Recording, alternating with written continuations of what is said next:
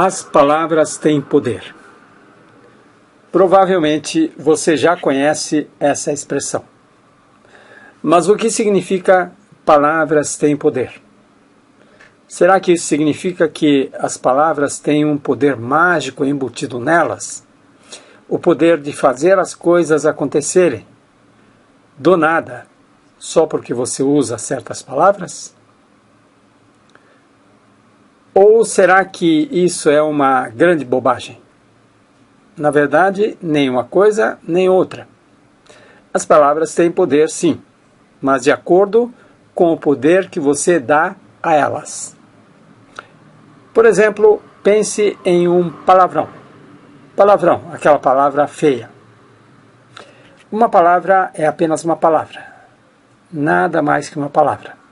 Mas ela pode se tornar um palavrão a partir do momento em que você passa a considerar aquela palavra como um palavrão. Uma criança de pouca idade pode pronunciar aquela palavra inocentemente, sem mesmo saber seu significado.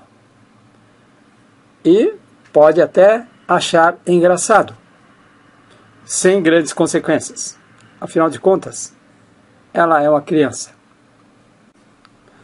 Por outro lado, o pai ou a mãe, vendo aquilo, pode decidir repreender a criança, ou então dar risada, ou explicar e orientar aquela criança, para que não tenha problemas futuramente. Tudo isso de acordo com o significado que esses pais dão àquela palavra. As palavras têm poder, de acordo com o poder que você dá a elas. Nem todas as palavras são iguais.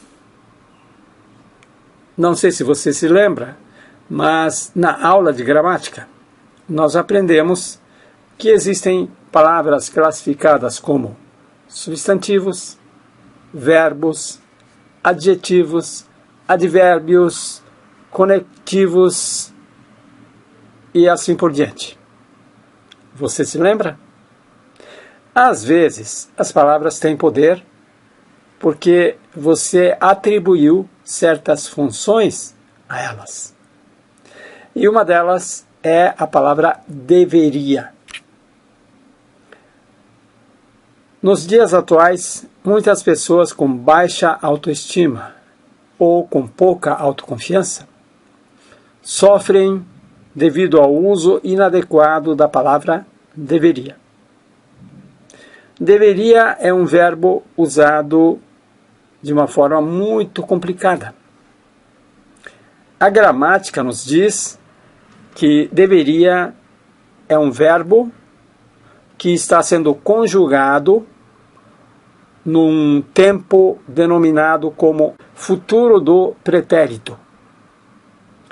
Pretérito, para quem não sabe, é o passado, é o sinônimo do passado. Portanto, futuro do passado. Como é isso? Futuro do passado? O futuro, você sabe o que é? É algo que ainda não aconteceu. E o passado? Você também sabe o que é. O passado é aquilo que já aconteceu. E o presente é aquilo que está acontecendo neste momento. Mas o futuro do pretérito, futuro do passado, isso não é nem passado, nem presente, nem futuro. O cérebro tem dificuldade de localizar esse futuro do passado em uma linha de tempo. Experimente o seguinte.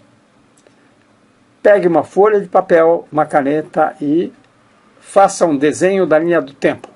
Uma linha que começa no lado esquerdo e vai em direção ao lado direito.